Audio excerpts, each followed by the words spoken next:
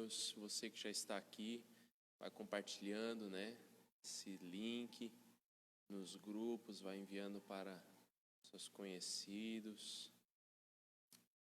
Nós já estamos aqui, já nos preparamos para a live de hoje, nós vamos falar sobre escatologia, aquilo que temos compartilhado já algumas quartas-feiras, algumas semanas, né?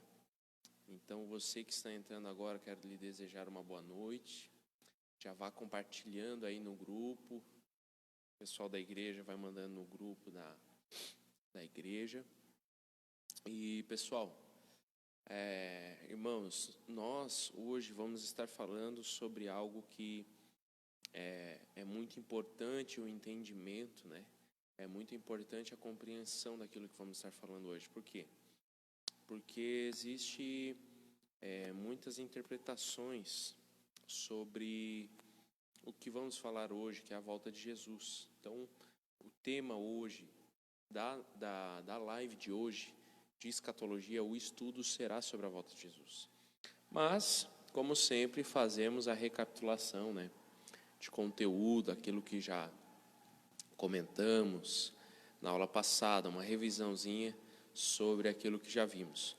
Mas, antes de tudo, eu creio que nós devemos orar pedindo orientação do Senhor para que Ele possa nos dar uma compreensão ainda maior sobre tal assunto. Amém? Então, convido você a fechar os seus olhos neste momento para estarmos orando, para darmos início, então, a mais uma aula de escatologia. Senhor, eu quero te agradecer pelas nossas vidas, eu quero pedir, Pai, que nós possamos estar em um lugar de aprender com o Senhor. Aprender que o Senhor tem cuidado de todos os detalhes, aprender de que o Senhor está cuidando de tudo e aprender, Pai, com a Tua palavra a respeito do Teu retorno, a respeito da volta do Senhor Jesus, né? A segunda vinda, aquele que é prometido, aquele que tem os povos dessa terra. Então, eu peço que nós possamos ter uma compreensão sobre esse assunto, compreensão sobre o estudo da escatologia, compreensão, Pai. Eu peço que o Senhor possa abrir a nossa mente para que possamos entender que tanto eu quanto o Gabriel, nós não estamos aqui somente para repassar um ensino que temos, mas nós estamos aqui para também, principalmente, aprender um com o outro e uns com os outros. Peço que abençoe esse nosso irmão na fé, que nesse momento está vendo a nossa live, está aqui para mais uma aula e aprender juntamente conosco. Então, peço que Tu tenhas liberdade sobre nós, Pai. Muito obrigado. Amém e amém. Glória a Deus. Irmãos, como na aula passada nós conversamos também sobre alguns aspectos, alguns pontos muito importantes, né, sobre a volta de Jesus, que a gente falou do versículo 16 até o versículo 26.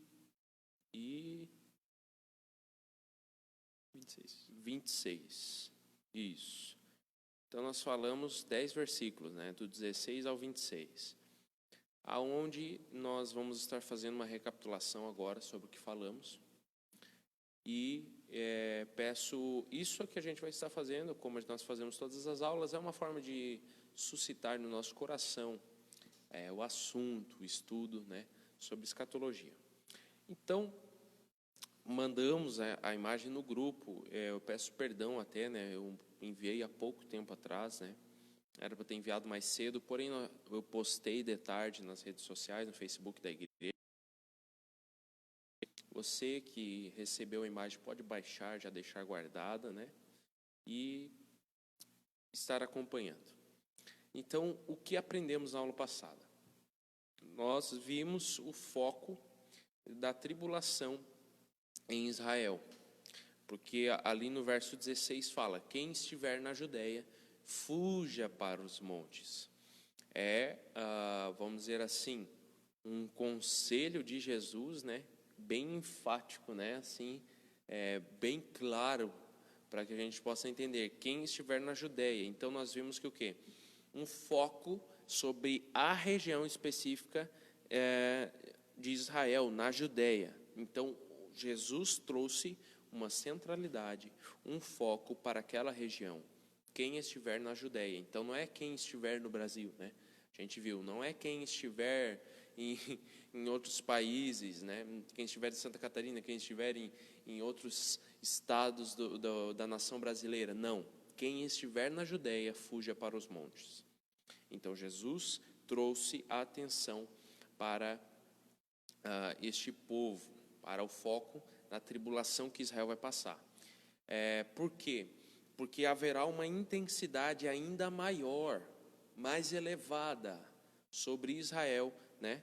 Sobre a nação de Israel, sobre Jerusalém, sobre este povo que vai estar naquele local. Por quê? Porque lá é o alvo, né? Onde vai ser estabelecida a abominação da desolação, onde nós vimos no verso 15, né? E aonde nós sabemos que o anticristo estará gerando as obras dele naquela região. Então é onde nós podemos entender claramente que haverá uma tribulação ainda mais intensificada. Jesus está dizendo isso, nos próprios versos que a gente viu na aula passada. Então, e também Jesus dá uma série de conselhos e demonstra uma grande compaixão sobre os conselhos que ele está dando para aquele povo, né? Para ser mais claro para você, eu vou ler bem rapidamente. Então, os que estiverem na região da Judéia, fujam para os montes. Quem estiver em cima da casa, a sequência de conselhos que Jesus está dando. Quem estiver em cima da casa, no terraço, que fuja logo e não entre para pegar as suas coisas. E quem estiver no campo, que não volte para casa a fim de buscar as suas roupas. Aí, a compaixão de Jesus ao falar das mulheres. Ai das mulheres grávidas e das mães com criancinhas, né? Muitas outras versões falam daquelas que amamentam. Naqueles dias, orem a Deus para que vocês não tenham que fugir no inverno ou no sábado. Nós aprendemos a respeito de que os judeus, eles têm como prática guardar o sábado, é algum zelo que eles têm por isso. Então, foi uma sequência de conselhos, né? Aí, porque haverá um grande sofrimento, como nunca houve, desde então, na criação do mundo e tudo mais. Então, ou seja, Jesus está dando uma ênfase muito grande. Então, para a questão dessa fuga e para a questão de um sofrimento, uma tribulação muito grande que acontecerá sobre aqueles que estiverem nessa região. Então, nós podemos entender de que isso nós vimos na aula passada e ficou bem claro, né? A gente foi bem assim enfático, bem pontual em tudo. É importante, na verdade a gente acabou esquecendo de colocar aqui na revisão, mas algo que demonstra ainda mais que esse tempo de tribulação, esse tempo de sofrimento para o mundo, ele também é chamado na Bíblia como o tempo da angústia de Jacó, ou o tempo da angústia de Israel. Então é evidente, biblicamente, que existe uma ênfase muito grande, existe uma plenitude, digamos assim, da tribulação em Israel. Seguindo adiante, nós vamos ver ali, de acordo com o texto, eu, da mesma forma, vou fazer uma leitura breve, que haverá um padrão acontecendo no mundo inteiro, que é o engano. Então, as pessoas vão começar a ser enganadas. Jesus ele vai ali dizer uma série de questões sobre isso, que é o seguinte, ele vai dizer o seguinte, ele termina ali no versículo 22 dizendo: de fato, se o tempo de calamidade não tivesse sido ilimitado, ninguém sobreviveria, mas esse tempo foi limitado por causa dos escolhidos. Portanto, se alguém lhes disser, vejam, aqui está o Cristo, ou ali está ele, não acreditem. Pois falsos cristos e falsos profetas surgirão e realizarão grandes sinais e maravilhas, a fim de enganar, se possível, até os escolhidos. Vejam que eu os avisei isso de antemão. Portanto, se alguém lhes disser, ele está no deserto, nem se deem ao trabalho de sair para procurá-lo. E se disserem, está escondido aqui, não acreditem. Então, Jesus está alertando que no tempo da tribulação haverá um crescimento exponencial de forma que nunca houve antes na história do engano. Haverão falsos cristos, haverão falsos profetas, e nos chama a atenção o fato de que o texto diz que, se possível, esses profetas e esses cristos, eles enganarão até mesmo os eleitos, aqueles que estão escolhidos por Deus para participarem da Jerusalém celestial, para serem transfigurados, se possível, até estes serão enganados. Então, isso demonstra a intensidade da operação do maligno nos últimos dias. E é óbvio que a aplicação desse texto para as nossas vidas hoje é que nós precisamos permanecer com os nossos corações firmados na palavra da verdade e na esperança. Seguindo então para o começo da nossa aula número 6, né? 6 semanas já de aula. Meu Deus! Hoje nós chegamos num conteúdo que eu acredito que talvez seja o mais esperado por todos nós, o mais interessante, porque ele é o fruto da nossa esperança. Amém. Ele é aquilo que alimenta a nossa fé cristã. Se nós não acreditássemos nisso aqui, nós não seríamos cristãos. Então, nós vamos estudar hoje os versículos 27 ao versículo 31 de Mateus 24. Nós já queremos adiantar que nós não vamos falar sobre tudo hoje, porque senão nós ficaríamos aqui muito tempo, mas nós vamos já continuar na próxima aula ainda sobre isso. Então, nós vamos falar hoje sobre a volta de Jesus, a volta do nosso Senhor, o retorno do Messias. E, como o Vinícius falou muito bem, existe uma série de interpretações a respeito disso. É antes da tribulação, é depois da tribulação. É verdade. Vai ser transmitido por TV, vai ser na internet, vai ser como um relâmpago, ninguém vai ver, vai ser como ladrão, né? Então, nós queremos hoje expormos essa verdade para você, analisando as Escrituras de forma a analisarmos aqui o contexto do que Jesus estava falando, a analisarmos o que de fato está escrito. Mas nós não vamos nos deter apenas a Mateus 24, porque existem outros versículos muito importantes a respeito disso. Então, vamos para a leitura da palavra de Deus. Mateus 24, 27 ao 31. Diz assim: porque assim como o relâmpago sai do Oriente e se mostra até o Ocidente, assim será também a vinda do Filho do Homem. Pois onde estiver o cadáver, aí se ajuntarão as águias. Imediatamente depois da angústia daqueles dias, o sol escurecerá, a lua não dará luz, as estrelas cairão do céu, e os poderes dos céus serão abalados.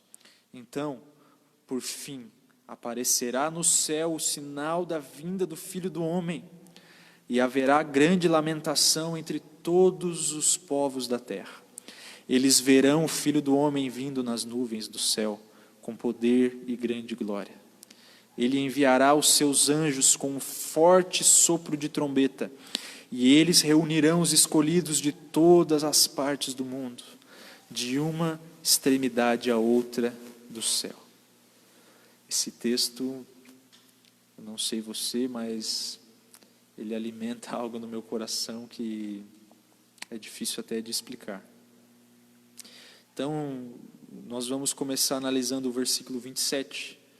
Nós vamos dar uma introdução ao nosso estudo de hoje, começando por analisarmos o versículo 27, que é esse versículo que vai dizer o seguinte: porque assim como o relâmpago sai do Oriente e se mostra até o Ocidente, assim também será a vinda do Filho do Homem. Então, o importante nós destacarmos aqui é que o Filho do Homem é Jesus, né? É óbvio. Uhum. E a gente costuma ouvir esse verso para dizer ou para embasar que a volta de Jesus será tão rápida que as pessoas não conseguirão ver. Que as pessoas não vão conseguir ver, vai ser um relâmpago, vai ser algo que vai surpreender a todos.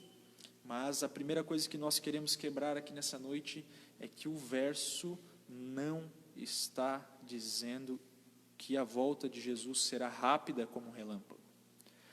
O verso está afirmando que a volta de Jesus será visível como um relâmpago. Vamos ler de novo o versículo? Diz assim: porque assim como um relâmpago sai do Oriente e se mostra até o Ocidente, assim será também a vinda do Filho do Homem. Então, outra objeção que as pessoas podem fazer é dizer que esse versículo é simbólico, que esse versículo é algo que está simbolizando, e eu até posso concordar com você, pelo fato de que ele é simbólico, no sentido de que Jesus não é um relâmpago. Jesus é Jesus, certo? Então, eu quero que você imagine agora um relâmpago nos céus em uma noite de chuva. Irmão, aquele relâmpago assim que treme, que depois dá um trovão, treme até as janelas da casa, sabe? Se você estiver no seu quarto, irmão, com a janela fechada, com a casa fechada, você enxerga dentro da sua casa o brilho do relâmpago no céu. Você vai ver ele passando pelas frestas da janela. Por quê? Porque ele é extremamente visível. Então, o que Jesus está dizendo aqui é que a volta dele será visível como um relâmpago. Como um relâmpago se mostra nos céus, assim será a vinda do Filho do Homem. Mas tem mais ainda nesse versículo. Porque o versículo está dizendo que como um relâmpago sai do Oriente e se mostra no Ocidente, assim será a vinda do Filho do Homem. Então, além de ser visível, a volta de Jesus, ela terá um ponto de partida e um ponto final. Ela começará em um lugar e terminará em outro lugar, precisamente do Oriente ao Ocidente. Ou seja, Jesus ele irá se mostrar primeiro em uma parte e depois em outra parte. Então, para nós já darmos uma introdução ao nosso conteúdo de hoje, a Bíblia não nos apresenta em versículo nenhum. Eu desafio você a me mostrar um versículo da Bíblia que indique que existe uma volta secreta de Jesus em algum momento da história. Pode me mandar aí no meu WhatsApp depois, sei que tem meu número. Não existe. Não há nenhuma evidência bíblica de que Jesus irá voltar de maneira secreta, de maneira que ninguém vai ver, que as pessoas vão ser sugadas, que as pessoas vão desaparecer do nada. Não existe. E isso pelo contrário, né? A Bíblia ela é muito clara, ela é muito específica, ela é muito enfática em dizer que será visível. Por exemplo, nós podemos citar aqui o próprio versículo que nós lemos há pouco, que vai dizer assim: haverá, versículo 30, grande lamentação entre todos os povos da terra. Eles verão o Filho do Homem nas nuvens do céu com poder e grande glória. Então, Quem verão? Todos verão. Todos verão. Apocalipse 1:7 vai dizer o seguinte: vejam, ele vem com as nuvens do céu. Percebe? É idêntico ao versículo que está aqui em Mateus 24. Verão o Senhor nas nuvens, ele vem com as nuvens do céu, e todos o verão, até mesmo aqueles que o traspassaram. E todas as nações da terra se lamentarão por causa dele. Ou seja, para que todo olho veja, é óbvio que precisa ser algo visível, né? Então, irmãos, para nós resumirmos essa introdução aqui e aplicarmos ao nosso estudo o versículo 27, Jesus ele vai vir de uma forma visível, Jesus ele irá vir de maneira ele começa em um lugar e vai até outro lugar, do Oriente ao Ocidente, e será visível. Não existe versículo que indique uma forma diferente de Jesus voltando. E até mesmo o próprio Mateus 24 ali que nós lemos, o versículo fala, né? E se mostra. Em nenhum momento tem uma ênfase sobre ser rápido. Ser rápido, né? Ou nós associamos. Nós associamos pelo fato do relâmpago ser rápido. Porém, ao nós analisarmos friamente, Jesus está dando uma ênfase sobre ser visível. Ser visível. É bem isso que o Gabriel está enfatizando. A visibilidade da volta de Jesus e que vai ter o quê? Um início ali, um ponto de saída e uma chegada. Então, nós vamos estar desenvolvendo isso, porém, o que muitos, às vezes, até sustentam uma ideia diferente. Não, Jesus virá rápido, a volta de Jesus será rápido como ladrão. Porém, a gente vai estar mostrando versículos que mostram o oposto disso, né? E não só isso, mas o que acontece? Muitas vezes pessoas que criam, vamos dizer assim, uma interpretação sem ser aquela que está ali mesmo, ou seja, querer dar um sentido que não é o verdadeiro, a pessoa tem que utilizar de manipulação de outras referências. Ela vai ter que distorcer textos para sustentar. Para embasar aquilo que ela crê, né? Vamos dizer assim, ela crê naquilo. Porém, não significa que está correto, né? E é interessante também, então, só para você entender, irmãos, nós aqui, falando agora em termos acadêmicos, né? Nós sustentamos uma visão pós-tribulacionista. O que é isso? Jesus volta após a grande tribulação. É importante você anotar isso aí. É importante. Pós-tribulacionista. Existem pessoas que são pré-tribulacionistas, que acreditam que Jesus volta antes da grande tribulação, certo? Mas eu quero deixar assim mais ou menos para você, pesquise as origens do pré-tribulacionismo, você vai ver que é algo que surge há menos de 300 anos na igreja. Então, durante quase 2000 anos, ninguém jamais falou sobre isso. Todo mundo era um consenso, porque a Bíblia é muito clara em dizer que Jesus volta depois. Mas há uns 300 anos atrás começaram a surgir pregações que começaram a trazer essa doutrina que nós podemos hoje chamar de que é a posição evangélica. A maioria das igrejas do Brasil, ela defende isso, que Jesus volta antes da tribulação.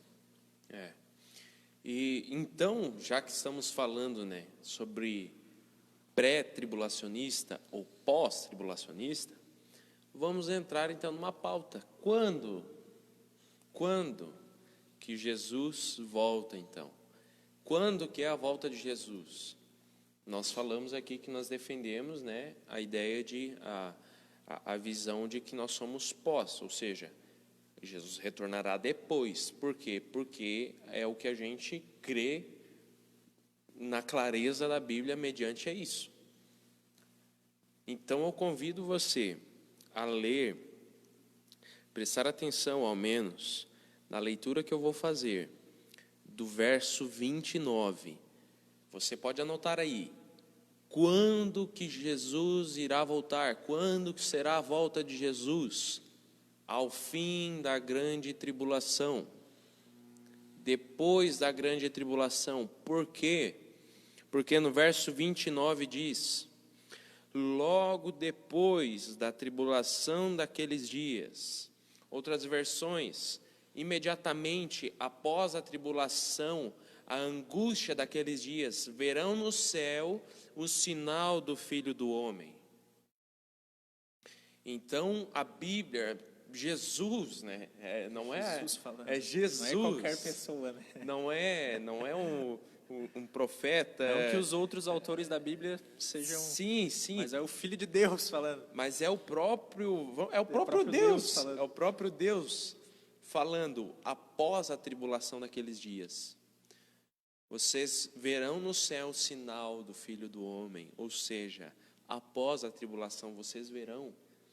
E você pode estar vendo assim, mas espera aí, o verso 29 e 28, no cronograma bíblico, no subtítulo, está dentro da grande tribulação. Você pode, é algo bem simples que eu vou compartilhar com você, mas talvez você vai ter uma dúvida que eu já tive. Mas 27 e 28 parece que não é, você pode pensar, mas por que o subtítulo de baixo, a partir do 30, a partir do 29 fala que é a vinda do Senhor, a vinda do Filho do Homem. Por que vocês começaram no 27? Né? Por que vocês começaram no 27? Porque o 27 está sendo claro. Assim também será a vinda do Filho do Homem. Então, ou seja, Jesus já ilustrou, trouxe isso. Então, eu quero que você entenda, nós não estamos distorcendo a palavra e não estamos aqui falando algo que não foi friamente analisado, muito racionalmente, né? E com pesquisas. A gente pesquisou, a gente analisou friamente. De fato, tem concordância? Não tem? Tem coerência? Entendeu? Por quê? É um sermão profético, Jesus. Isso é um ensinamento do próprio Cristo, a qual Mateus escreveu o Evangelho, mas nós temos que entender que é algo que está literal aqui. Ele está ensinando ao fim da grande tribulação. Então, isso quebra as barreiras das pessoas que defendem uma ideia pré-tribulacionista, de que o Senhor irá arrebatar a igreja antes da tribulação e os incrédulos, aqueles que não... A escória vai ficar. A escória, aqueles que não aceitaram Jesus vão sofrer a tribulação. Não, a igreja estará presente. A igreja estará presente. Então, ou seja, em que momento também será isso, a volta do Senhor Jesus? É impossível, né, não fazer menção ao Apocalipse, né? Eu não vou ler ele, mas é o som da última trombeta. Eu vou só dar a referência para você, Apocalipse 11, do 15 ao 19. Vai ficar impossível não ler, né? Como é que eu não vou ler? Eu vou abrir aqui rapidamente. Apocalipse 11, do 15 ao 19. Diz assim, Apocalipse 11, do 15 ao 19. E tocou o sétimo anjo a sua trombeta, e houve no céu grandes vozes que diziam: o reino do mundo passou a ser de nosso Senhor e do seu Cristo, e ele reinará pelos séculos dos séculos. E os 24 anciões que estavam assentados em seus tronos diante de Deus prostraram-se sobre os seus rostos e adoraram ao Senhor, dizendo: graças te damos, Senhor, Deus Todo-Poderoso, que és, que eras, porque tens tomado o teu grande poder e começaste a reinar. Aí tem o 18 e 19, mas eu não vou ler para não ficar muito extenso. Então, ao som da sétima trombeta, é onde haverá o retorno do nosso Senhor Jesus. Então, ou seja, a Bíblia está sendo muito clara em afirmar que Jesus volta após a grande tribulação. A igreja passará pela grande tribulação e haverá o retorno de Jesus. Então, ou seja, nós estaremos na terra, ou melhor, não sei se estaremos vivos, né, irmãos? Vamos ser sinceros aqui, eu estou falando nós. Que nem Paulo, né? É. Nós que os que estaremos vivos, como Paulo disse. Eu estou dizendo aqui com a esperança de que mesmo que eu esteja velhinho, eu veja. Tomara. Não. Mas, irmãos, eu me refiro nós no sentido cristãos, aqueles que zelam pela realidade da palavra. Igreja, né? A igreja estará na terra durante a grande tribulação. E se quisermos anular isso, estaremos indo de encontro a muitos versículos da palavra de Deus. Grande maioria deles que fazem menção a esse retorno após a tribulação. Por isso que nós nos consideramos, eu respondo por mim, pelo Gabriel, nomeamos como pós-tribulacionista, porque a Bíblia diz isso. Então, se você crer que o que nós estamos expondo é uma verdade e é coerente com a palavra de Deus, pode se considerar também uma pessoa pós-tribulacionista. Você crer que o Senhor irá retornar após a tribulação. Exato.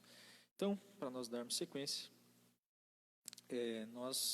só para esmiuçar bem aqui, irmão, por que nós citamos essa questão da última trombeta, né? Porque você pode estar se lembrando que a 7ª trombeta, ela acontece depois dos selos e depois de 6 trombetas, que são o quê? Vários juízos de Deus ali que vão estar sendo derramados sobre a terra. Então, esses juízos vão ser derramados quando?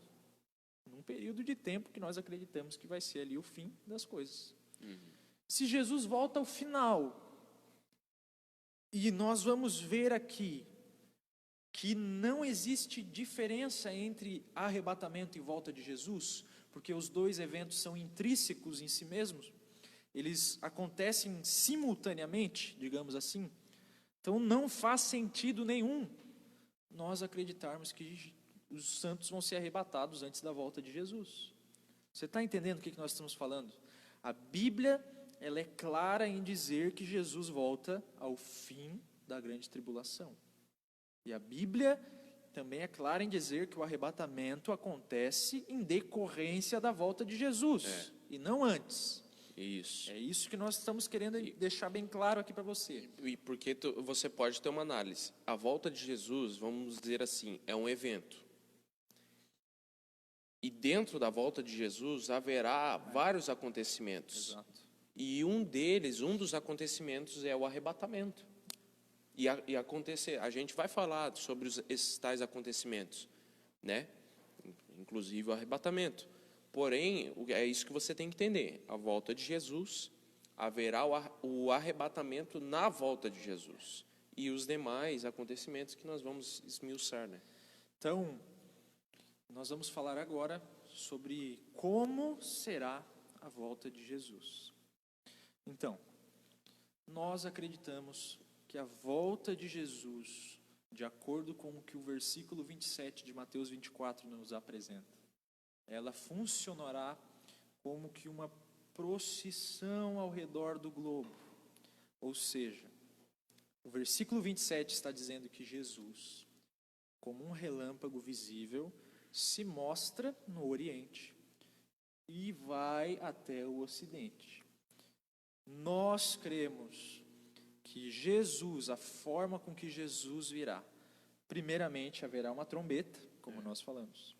Jesus, ele vai descer das regiões celestiais, ele vai rasgar os céus. Percebam o que é isso. Jesus, ele irá rasgar os céus de forma física, de maneira que o versículo 29 nos diz que todos os poderes celestiais serão abalados, que a lua não dá mais brilho, que o sol vai perder o brilho, que as estrelas vão ser abaladas, vão cair na terra. Imagine, irmão, olha como nós termos uma mentalidade escapista, de que nós vamos simplesmente sumir antes da tribulação, tira a graça da palavra de Deus. Não tem graça nenhuma, né? Além de não ser bíblico, não tem graça nenhuma. Porque se nós vamos sumir O texto aqui está dizendo que Jesus ele vai vir com poder e grande glória, rasgando os céus. Isso vai abalar todo o universo, irmão. Imagina, Jesus ele vai sair da direita de Deus, aonde ele está hoje. E ele vai descer, rasgando, atravessando galáxias, irmão. Uau. Irmão, o negócio é louco. Então, quando Jesus chegar na terra, para que seja visível, como nós acreditamos que será, como a Bíblia está dizendo que será, é necessário que aconteça algumas coisas. Por exemplo, Jesus ele vai ter que passar ao redor do mundo inteiro de maneira visível. Então, você pode dizer agora, né? Como vai ser isso, Gabriel? Vai ser algo... Jesus vai simplesmente aparecer em todos os lugares ao mesmo tempo? Ou vai ser transmitido na TV? Ou vai ser algo... vou mandar um vídeo no WhatsApp, ó, Jesus está voltando aqui em Paris.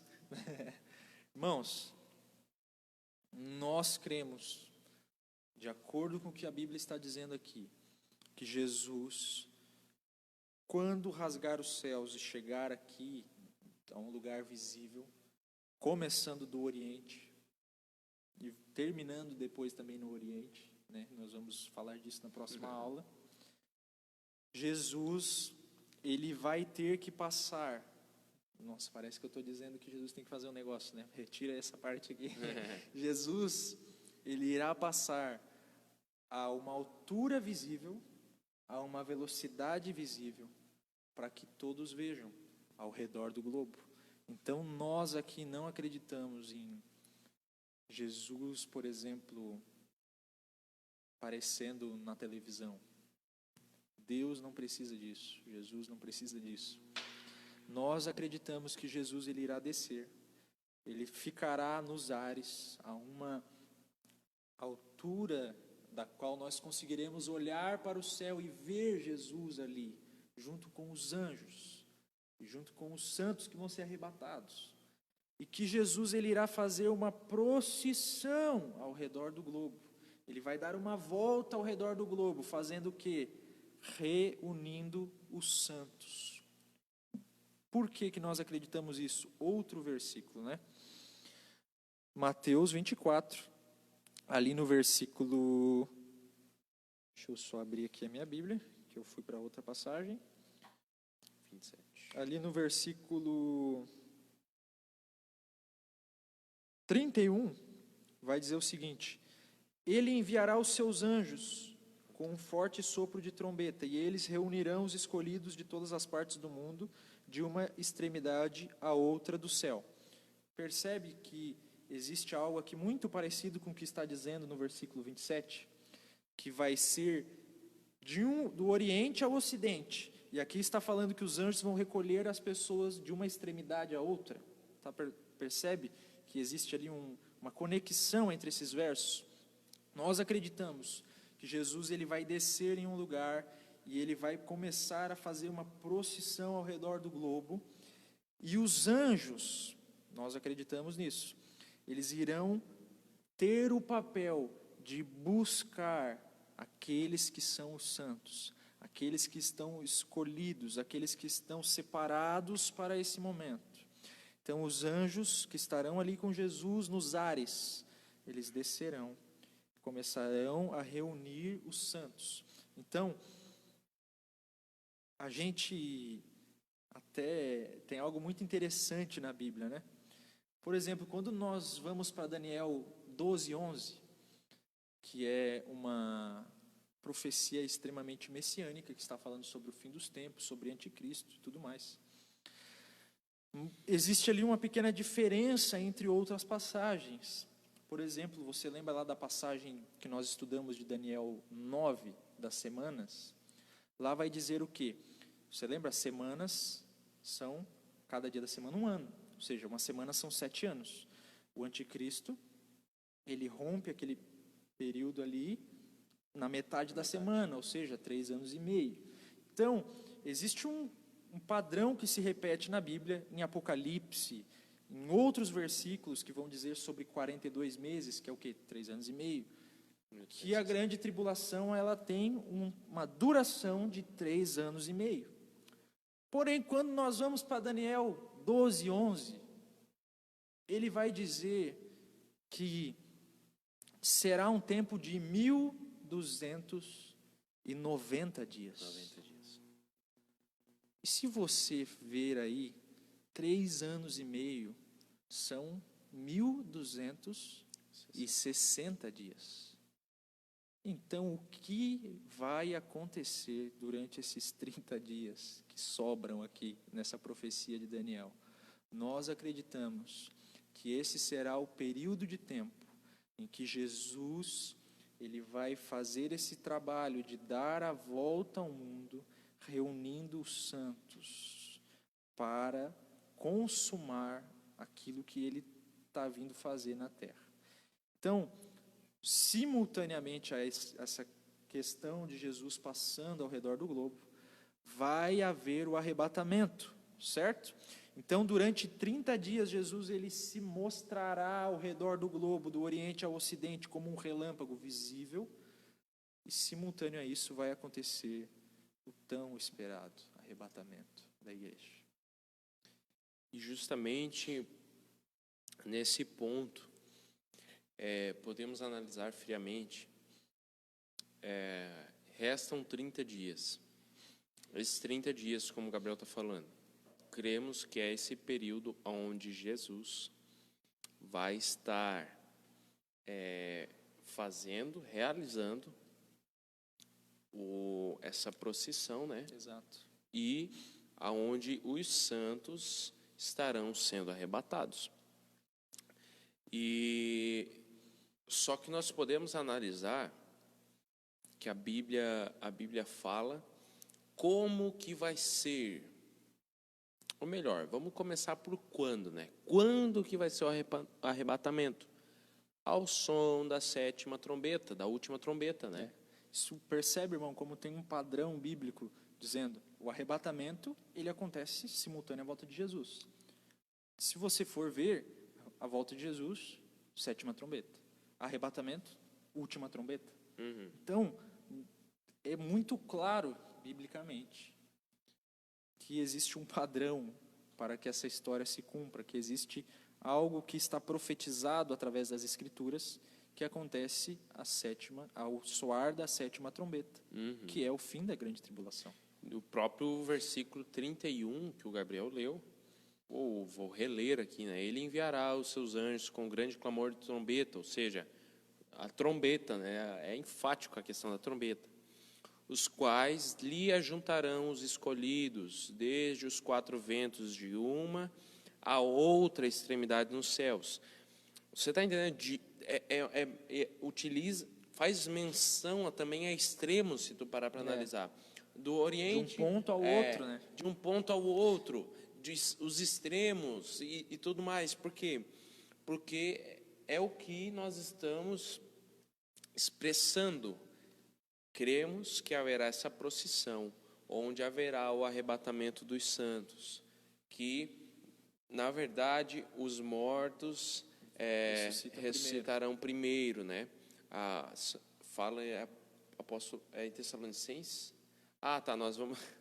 Tá mais para frente aqui. Ele tá pulando o estudo eu estou aqui, abrindo a janela da graça aqui. Está comendo umas 2 páginas de estudo aí. Então, deixa eu voltar aqui para o meu raciocínio, então. Podemos analisar que haverá uma forma desse arrebatamento, como que ele vai proceder, mas quando que ele vai ocorrer? Ao som da última trombeta, Apocalipse 11, do 15 ao 19, que você já anotou lá em cima quando eu fiz menção. Então, percebemos que aqui existe um elemento muito conhecido por nós, né, que é a questão da trombeta, que nós já estamos falando. Nós acreditamos que esse período de 30 dias, onde haverá essa procissão e o arrebatamento, que é um elemento que constitui a volta de Jesus, está incluso na volta de Jesus, será algo, uma experiência dos santos, o fato de sermos arrebatados. Então, você pode anotar 1 Coríntios 15, 51 ao 52. Eu vou abrir aqui. 1 Coríntios 15, 51 ao 52. Diz assim: Eis que vos digo um mistério. Nem todos morrerão,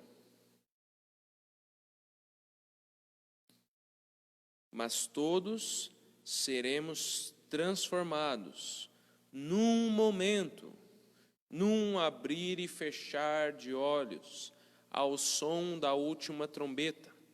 Porque a trombeta soará e os mortos serão ressuscitados incorruptíveis, e nós seremos transformados.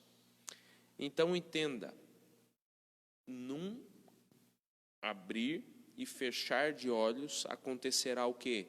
A volta de Jesus? Não. Não. Eu já ouvi muitos falarem, tá, mas a volta de Jesus não será num abrir e fechar de olhos? Não. O que será num abrir e fechar de olhos? A transformação do nosso corpo. Receberemos um corpo glorificado. Então, ou seja, no momento, no abrir e fechar de olhos ao som da última trombeta, os mortos serão ressuscitados e nós seremos transformados. Então, nós temos que entender. Jesus, vindo do Oriente ao Ocidente, haverá um início e haverá uma chegada, né? Jesus, tendo essa partida, ele vai estar o quê? Arrebatando os santos. Os mortos, nesse instante, estarão recebendo, serão ressurretos, né? Estarão recebendo, e num abrir e fechar de olhos os corpos serão transformados. Aí é aquilo que nós conhecemos, né? Muito. Você vai receber um corpo glorificado, não haverá ruga, não haverá... Jesus, quando estava glorificado, tinha as cicatrizes na mão, irmão. Você pense nisso. Ai. Ó, as heresias aí. Mas, irmãos, a ênfase que queremos dar de que Jesus não terá uma vinda rápida. Porque até mesmo esse verso de apóstolo Paulo já foi utilizado para descrever que seria rápida a vinda do Senhor. Distorcido, né? Distorcido. É aquilo que nós falamos. Quando é criada uma ideia que não é o plano da mensagem, não é a mensagem da palavra do Senhor, as pessoas terão que distorcer outros versos para dar um embasamento para uma ideia falsa. Então é onde vai ser uma interpretação muito estranha, né? Assim, porque se você ler com uma interpretação normal, é tão simples, você né? consegue enxergar. Mas assim, eu vou ser muito vulnerável ao ponto de dizer que por muito tempo eu acreditei nisso, porque eu não... Como é que eu vou dizer para vocês, irmãos? Mas eu assim, eu não havia uma busca, eu não buscava por esse assunto. Eu entendia. A grande maioria das pessoas não busca. Então assim, eu entendi assim que o Senhor vai voltar, haverá Nova Jerusalém. Eu entendi alguns pontos que hoje eu vejo que eu estava correto, mas eu vejo muitos pontos que hoje eu analisando com mais maturidade, com sabendo que eu posso orar ao autor, né? Aquele que inspirou os homens a escrever e pedir para que ele me revele o que está escrito aqui, eu posso entender melhor.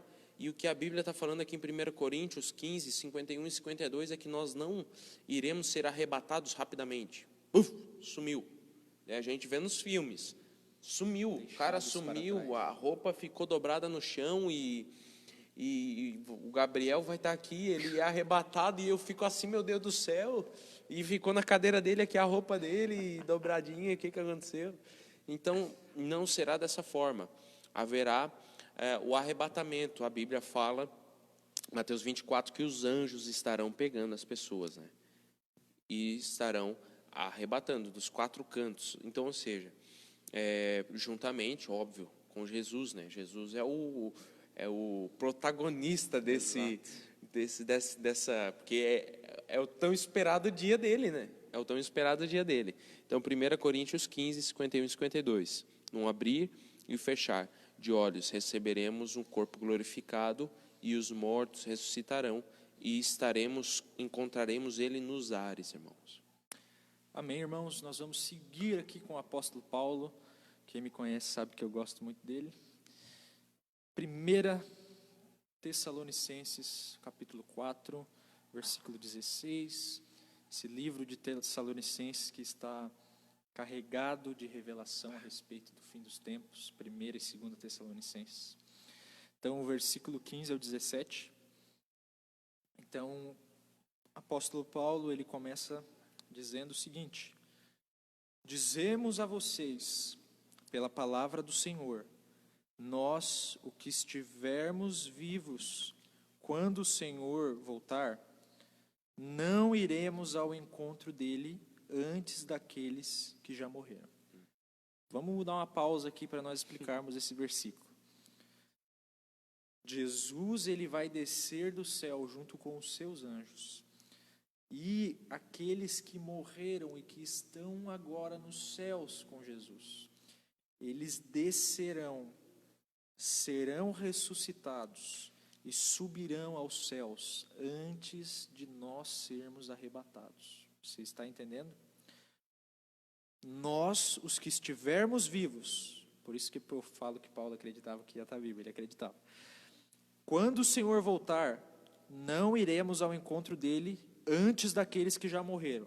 Então, os que estão mortos hoje primeiro serão ressuscitados e irão ao encontro de Jesus nos ares. Ponto. Versículo 16 agora.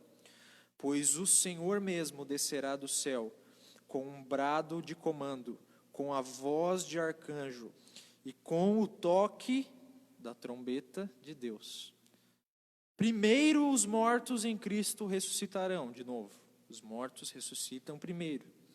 Depois com eles, nós, os que ainda estivermos vivos, seremos arrebatados nas nuvens ao encontro do Senhor nos ares. Então aqui é o seguinte: Jesus, quando ele desce, ele traz com ele as almas daqueles que estão mortos. Aqueles que estão mortos hoje, que estão descansando. Essas pessoas, elas descerão para encontrarem os seus corpos, que estão mortos hoje, enterrados, está só os ossos. Essas pessoas, às vezes não tem nem mais osso, né? Essas pessoas, elas serão ressuscitadas primeiro, e então elas subirão e ficarão com Jesus ali nos ares. Depois, nós, os que estivermos vivos, em nome de Jesus, amém, seremos arrebatados para estarmos aonde? Nas nuvens, nos ares. Então é importante nós destacarmos aqui um elemento que aparece novamente: trombeta. Trombeta será tocada e o Senhor descerá do céu bradando. Então vai ter uma barulheira nesse dia, vai ser um negócio assim.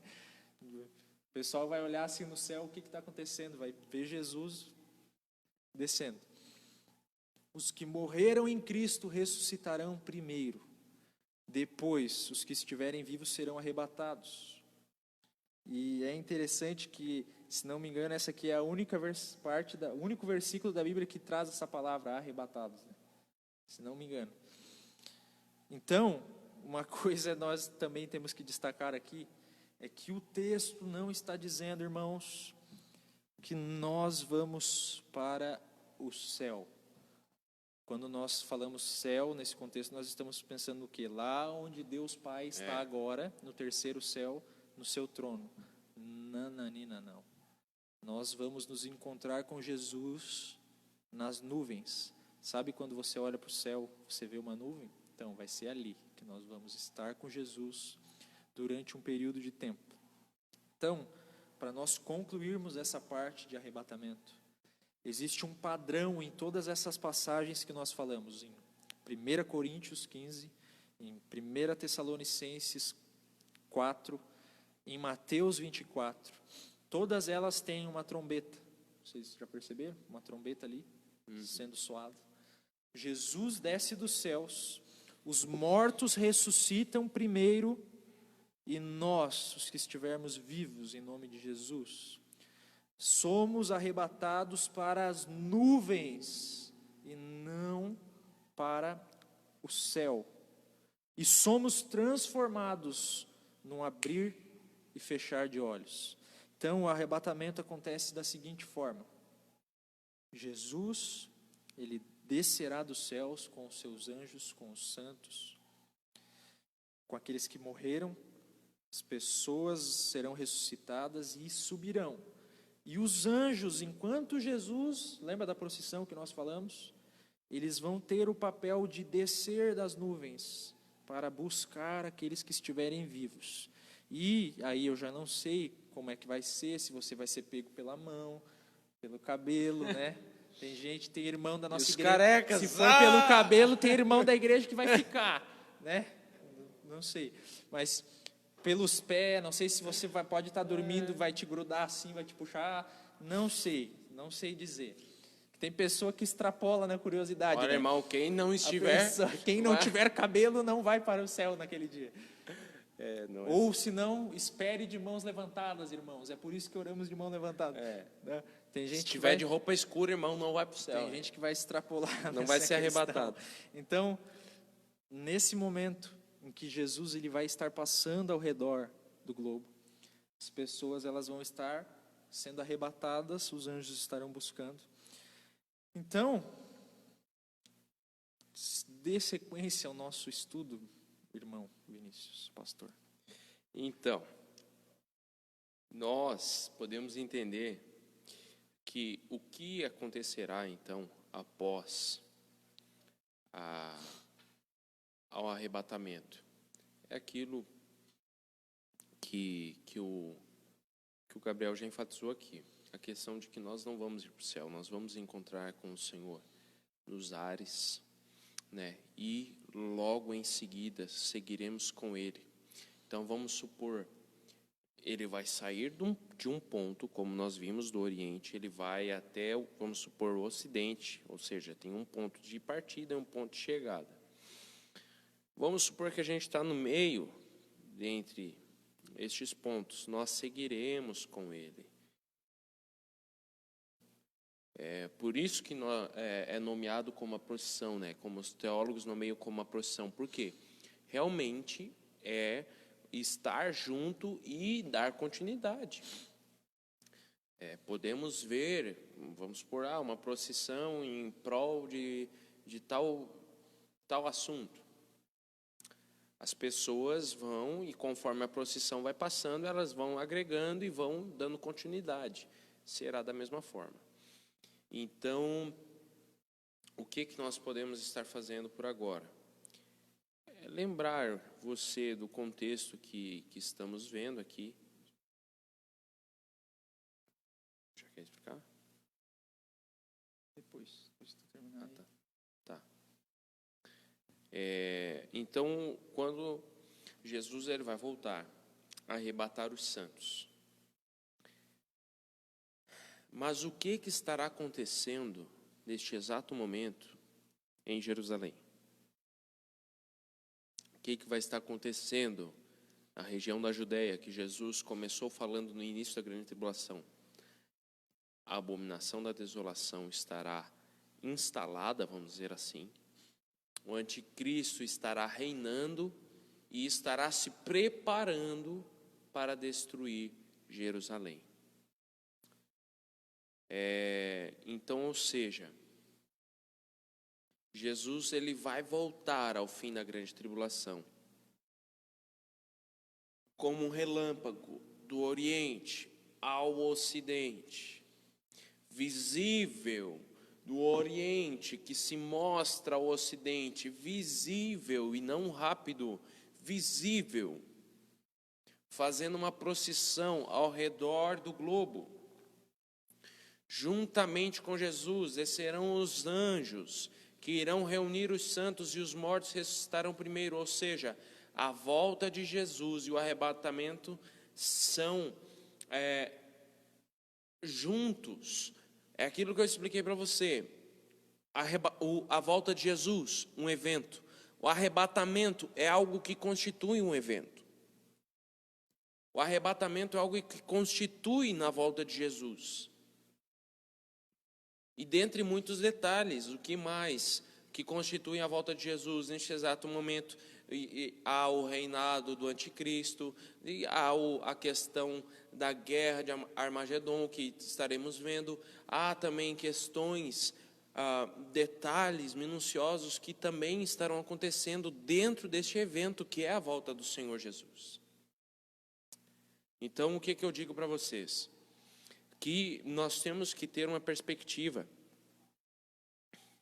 abrangente, mediante isso. Se formos analisar friamente a palavra, veremos que a igreja vai estar na tribulação e ela será arrebatada na última trombeta, na sétima trombeta, né? Ao soar da última trombeta, nós seremos arrebatados, encontraremos com Jesus nos ares, os mortos ressuscitarão primeiro, e num abrir e fechar de olhos receberemos o corpo glorificado, e seguiremos Cristo Jesus nessa procissão, né? Irmãos, nós preparamos um estudo para estarmos expondo hoje, nessa noite, né? E você pode perceber que ficou um versículo meio em aberto, desses versículos que nós falamos até aqui. Então, Mateus 24, 28. Parece ser um versículo meio desconexo, parece ser um versículo meio fora assim do... Nossa, muitas vezes eu li o que... Tu pode ler aquilo ali, irmão, isso já aconteceu comigo e com o Vinícius, como ele está falando aqui. Você está lendo ali, você enxergar aquele versículo e pensar, mas o que é isso que está aparecendo aqui na minha Bíblia? Porque parece que não tem conexão nenhuma. Diz assim, o versículo 28 de Mateus 24.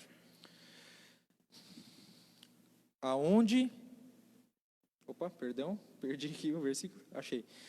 Onde estiver o cadáver, ali se ajuntarão os abutres. Esse versículo, meus irmãos, ele está falando a respeito de outro aspecto da volta de Jesus. Ele está falando a respeito dos mortos que haverão na volta de Jesus. E é interessante nós citarmos aqui que nesse contexto escatológico, nesse contexto da volta de Jesus, existem 2 banquetes que irão acontecer. O primeiro banquete que todos nós conhecemos é o banquete das bodas do Cordeiro, da qual nós iremos participar com Jesus na Nova Jerusalém. O segundo banquete que existe será o banquete das aves e dos animais do mundo e do céu, as aves, se reunindo para comer os corpos daqueles que serão mortos quando Jesus voltar. Nossa, que negócio pesado, né? Mas é a Bíblia, irmão. Quer ver? Apocalipse 19. Vamos lá para Apocalipse 19. Um dos versículos mais conhecidos sobre volta de Jesus. Um dos versículos mais batidos sobre volta de Jesus. Apocalipse 19, 17 e 21. Ao 21, vai dizer assim: Então vi um anjo em pé no sol, que gritava para as aves que voavam no ponto mais alto do céu: venham, reúnam-se para o grande banquete que Deus preparou. Venham e comam a carne dos reis, dos generais, dos fortes guerreiros, dos cavalos e dos seus cavaleiros, de toda a humanidade, escravos e livres, pequenos e grandes. Depois vi a besta e os reis da terra e seus exércitos reunidos para lutarem contra aquele que montava no cavalo e contra o seu exército. Então, imediatamente após a volta de Jesus, nós vamos falar sobre isso na próxima aula, porque nós ficaríamos muito tempo aqui para falar disso hoje. Haverá uma batalha. Então, Jesus, como nós falamos, ele vai fazer o processo de uma procissão ao redor do globo, certo? Lembra que nós falamos que Jesus vai estar nos ares? Se Jesus vai entrar na Nova Jerusalém, ele vai precisar descer em algum lugar. Depois que Jesus fizer a volta ao redor do globo, ele vai ter que descer em algum lugar. E nós vamos falar sobre isso na próxima aula. E imediatamente após esse período, vai acontecer o que nós chamamos na Bíblia de batalha do Armagedon. Uau. E o versículo de Mateus 24, 28, está falando exatamente sobre a multidão de corpos, de seres humanos mortos nessa batalha, que o próprio Deus, que a própria Bíblia diz que é um banquete que Deus preparou. Esses animais, esses abutres, serão convocados por Deus para estarem comendo a carne daqueles que serão mortos por Jesus e por seu exército, os inimigos de Deus. Então, eu quero que isso aí fique na sua cabeça, batendo aí até semana que vem, porque nós vamos entrar nesse assunto semana que vem, e nós vamos expor biblicamente os versos que apontam para isso. Então, é inevitável que, no contexto que nós falamos, onde o anticristo estará reinando sobre boa parte do mundo, onde o anticristo estará prestes a destruir Israel, destruir Jerusalém, com os seus exércitos acampados ali, e Jesus, ele estará passando ao redor do globo para arrebatar os santos. Para quê? Para que eles tirem férias? Não, para que eles sejam soldados na batalha. Nós somos soldados de Cristo hoje, e nós seremos arrebatados com Jesus ali, naquele momento em que Jesus vai estar passando ao redor do globo, para sermos novamente soldados em uma batalha. Amém? Ao lermos, né, isso pode parecer algo tão cruel, mas é porque você tem que entender que esses cadáveres serão de pessoas que negaram totalmente reconhecer o Senhor. São ali, o versículo fala, Apocalipse fala que são de governantes, né, de líderes, não só disso, mas de escravos, Isso. pessoas de todas as... mas que negaram reconhecer o Senhor.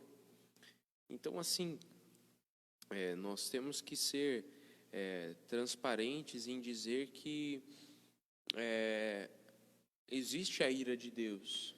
Você se lembra que há duas aulas aqui, sobre isso. Nós falamos sobre o Evangelho do Reino, nós falamos sobre dia da vingança do nosso Deus.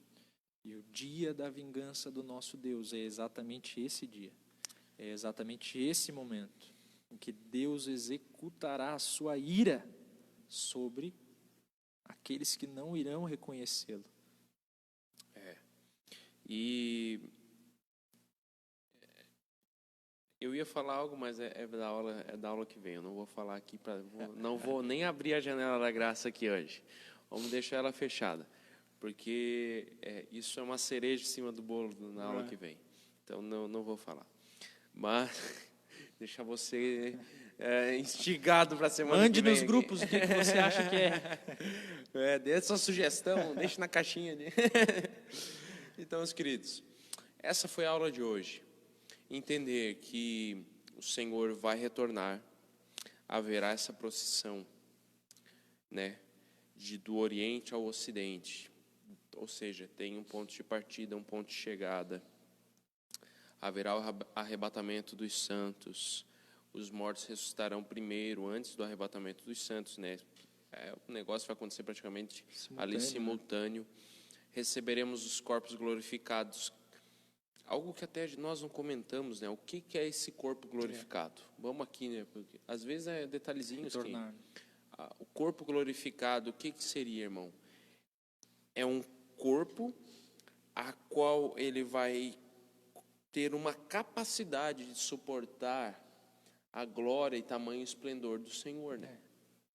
Então, ou seja, você imagina, vemos, né, relatos de homens que não conseguiam contemplar tamanha glória, tamanho esplendor do Senhor nas revelações. Então, nós jamais iríamos conseguir nos encontrar com Jesus nos ares e guerrear ao lado dele e viver, né, no milênio, viver tudo sem o corpo glorificado. É impossível.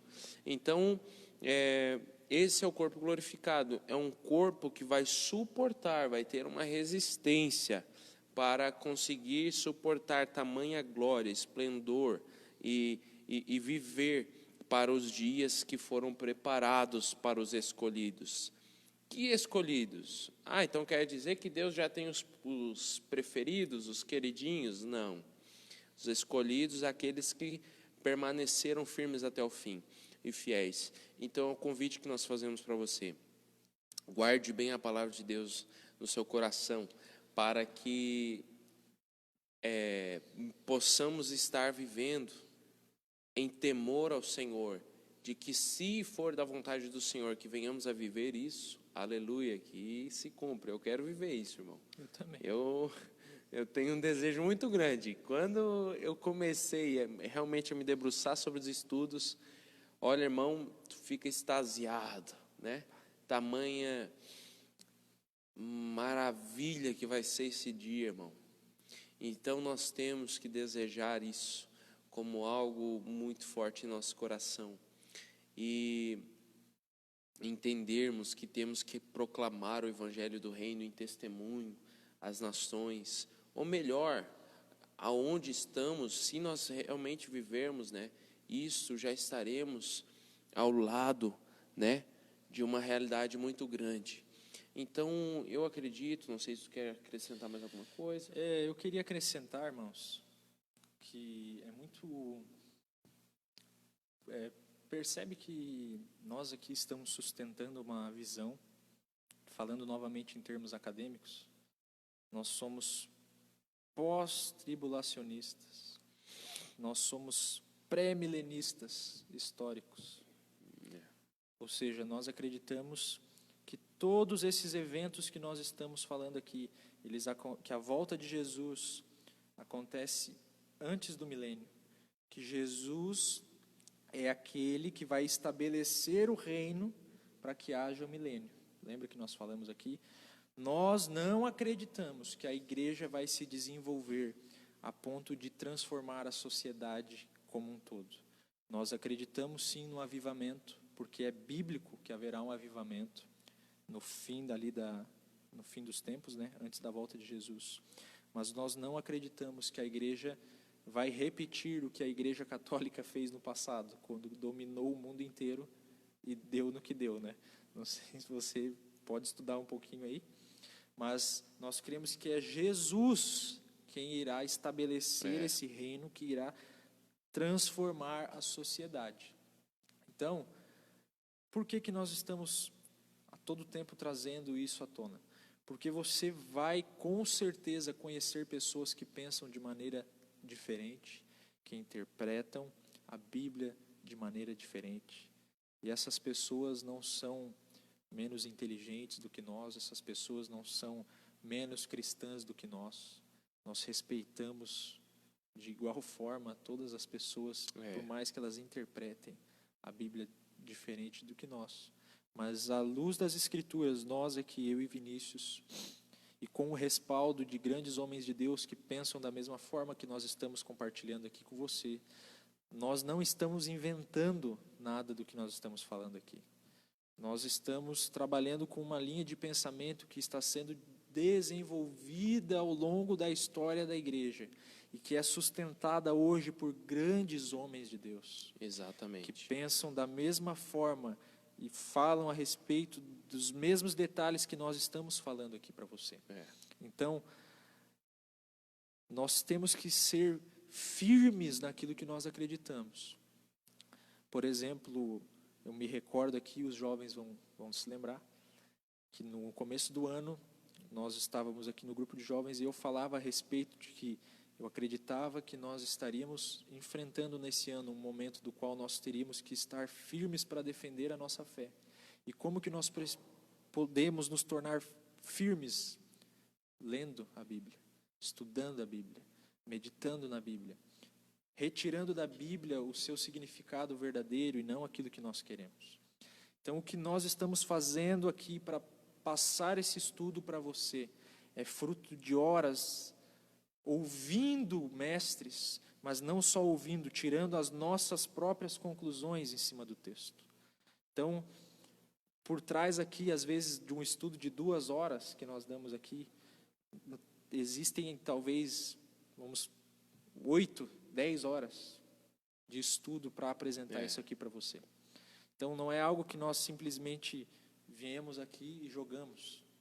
É algo que foi fruto de muita dedicação, empenho, e de estarmos buscando ouvir até mesmo aquelas pessoas que não concordam com a gente, para termos o embasamento de saber no que elas acreditam. Então, irmãos, abrindo um parênteses referente a isso, eu escuto ensinamentos de pessoas que eu considero homens e mulheres de Deus, porém eu não acredito em algumas coisas que eu não creio naquilo à luz da palavra, mediante o que eu creio que é a verdade, que nós cremos aqui. Então eu escuto ensinamentos, por exemplo, de 1 hora e pouca. Eu escuto totalmente, por incrível que pareça, você vai pensar, eu nem vou perder tempo. Não, eu só escuto quem fala o que eu acredito. Quem fala o que eu acredito. Não. Isso está errado também. Eu considero literalmente como algo errado. Então, o que acontece? Nós escutamos. Por quê? Porque nós temos também que ter uma sabedoria de ouvir e tirar nossas próprias conclusões. A pessoa interpreta X, eu interpreto Y. O que a Bíblia fala? A Bíblia fala Y. Então, Y. Mas a pessoa interpreta X. Eu interpreto Y. O que a Bíblia fala? X. Então a pessoa está certa, eu estou errada. A gente tem que reconhecer. Então, é isso que temos feito ao longo desses dias, meses, né? Já se tornou meses. Que é procurar a verdadeira revelação por detrás daquilo que muitas vezes foi tão claro, né? E que não enxergávamos, né? Mas é o que o Gabriel falou aqui. Eu nem quero acrescentar nada sobre o que ele falou, porque eu acredito que ficou muito claro. Nós ouvimos a muitos, sim. Cremos em muitos? Não, cremos em poucos conteúdos que ouvimos, porque se você for acreditar em tudo que você vai ouvir, irmão, você vai acabar não acreditando em nada, né? Então você vai ouvir, eu acredito que eu sou pré-tribulacionista, eu sou pós-tribulacionista. E o que tu é? Você que está ouvindo os dois? Eu não sei, eu sou os dois. A pessoa chega até num ponto de concordar com os dois e não ser nada, ficar em cima do muro, né? Então, o encorajamento que damos a você é você tomar decisões na sua vida e se aprofundar realmente em estudos, né? Porque... Não dependa só do estudo de quarta para ouvir sobre escatologia. Leia, irmãos. São mais de 150 capítulos da Bíblia que falam a respeito da segunda vinda de Jesus. Você tem ideia de que são mais capítulos da Bíblia falando sobre a segunda vinda de Jesus do que capítulos no Evangelho que contam a história de Jesus na Terra? Então isso demonstra que esse assunto é muito importante. Inclusive eu tenho um PDF com esses capítulos, eu acho que eu vou ver se eu mando nos grupos para vocês estarem olhando. Isso. Então, irmãos, nós vamos encerrar nesse momento, que acreditamos que aquilo que nós tínhamos para repassar hoje, repassamos até algo que até foi um pouco além, né? Mas para dar aquele gostinho, para dar aquele sabor. E semana que vem você se prepare, 20 horas, esteja aqui conosco, que nós estaremos esclarecendo ainda mais a respeito do que acontecerá neste evento que é a segunda vinda do Senhor. Amém? Então feche seus olhos aí, nós estaremos orando e pedindo para que Deus abençoe sua vida, abençoe a sua capacidade, acrescente a você a capacidade ainda maior de entender. Amém? Então feche seus olhos. Pai, eu quero te agradecer pela minha vida, pela vida do Gabriel. Peço que o Senhor possa estar iluminando o nosso entendimento para que venhamos a compreender a Tua palavra cada vez mais.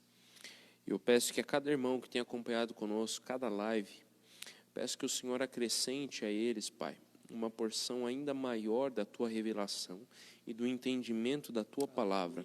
Eu peço que não venhamos a perecer por falta de conhecimento, não venhamos a perecer, a ser destruído por falta de conhecimento. Muito pelo contrário, que venhamos a crescer e ser edificados sobre o conhecimento do Senhor e especificamente sobre o futuro, aquilo que há de acontecer, aquilo que é a esperança da noiva, da igreja. Em nome de Jesus, te agradeço, Pai, e peço que abençoe a semana de cada irmão que está aqui conosco. Em nome de Jesus, muito obrigado. Amém, amém. Os queridos, irmãos. Deus abençoe. Fique com Deus. Amém. Até mais.